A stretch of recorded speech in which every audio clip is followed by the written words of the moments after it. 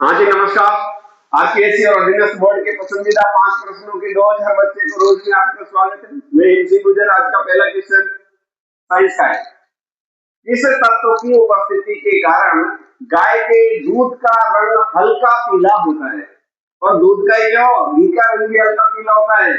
और जितना पीला होगा उससे उतनी अधिक शुद्धता का पता चलता है। सबसे पहले मैं इसका उत्तर बता देता हूँ। Beta carotene. सुना? बीटा कैरोटीन के कारण गाय के दूध का रंग है वो हल्का पीला होता है। गुरुजी भैंस के दूध का रंग पीला क्यों नहीं होता? क्योंकि बीटा कैरोटीन की कमी होती है और जो तत्व मिलता है वो विटामिन ए में बदल जाता है। इसलिए भैंस के दूध का रंग कैसा होता है? सफेद होता है, पीला नहीं होता। एक और काम की बात बताऊं क्या? गाय जितना हरा चारा खाएगी, सुन लो, गाय जितना हरा चारा खाएगी गाय के दूध का रंग उतना ही पीला होगा, क्योंकि हरे चारे से कैरोटीन अधिक निर्माण होता है। हाँ जी, आज का दूसरा क्वेश्चन। निरंजनी संप्रदाय की स्थापना किसने की थी? कौन थे निरंजनी संप्रदाय के प्रवर्तक? तो संत हरिदास जी।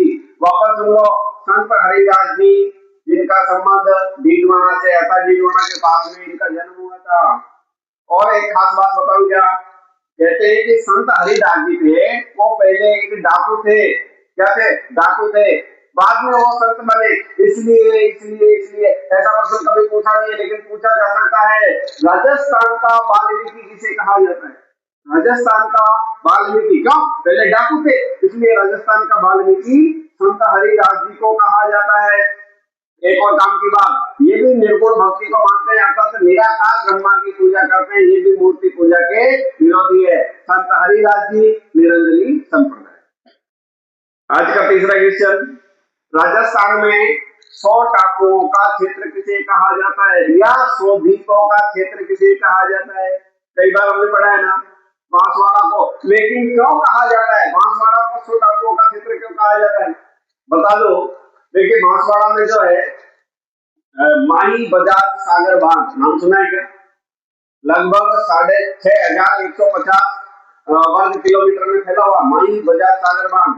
और इस बांध में जगह जगह पर 100 से अधिक टापू है जहाँ भील जनजाति के लोग निवास करते हैं। बिल्कुल। तो माही नदी का बहाव क्षेत्र और माही बजाज सागर के कारण इसको बांसवाड़ा को 100 टापुओं का क्षेत्र कहा जाता है। आज का चौथा क्वेश्चन। बेंगो किसान आंदोलन का नेतृत्व किसने किया था?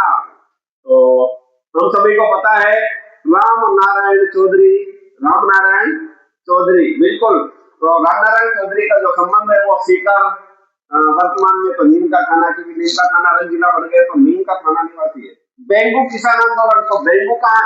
बेंगो चित्तौड़गढ़ में। क्या गुरु जी वहां से आए थे? बिल्कुल। 1921 से 23 तक बेंगो किसान आंदोलन का नेतृत्व किया। बाद में जेल चले गए थे राम नारायण चौधरी। बहुत संघर्ष किया। किसके लिए किया? किसानों इतने दुखी थे ना, बिजोलिया और बेंगो के किसान, लाग बाग बेगा इतनी प्रथाएं थी, इतने प्रकार के कर किसानों से लिए जा रहे थे, बेचारे बहुत दुखी थे। उनका दुखड़ा दूर करने के लिए नीमका थाना से आते हैं राम नारायण चौधरी, जिन्होंने इन किसानों का नेतृत्व किया। ना केवल ये, इनकी पत्नी, हाँ भाई साहब लाडी, जिनका नाम था अंजना देवी, उन्होंने भी आवाज उठाई, महिलाओं को एकत्रित किया, किसानों के लिए लड़ाई लड़ी।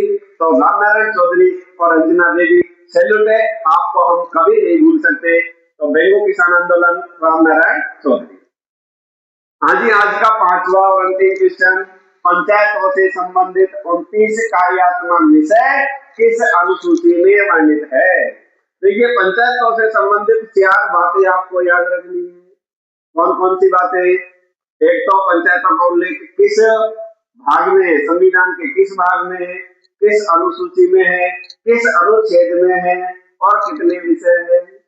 तो अनुसूची का मैं आपको बता देता हूँ। 11वीं अनुसूची में है, पर एक आप याद रख लो। कौन सी वाली? जो मैंने याद की थी जब जीके पढ़ा था तब। देश के 9वें भाग से, सुनो, देश के 9वें भाग से 11 सूचनाएं मिली।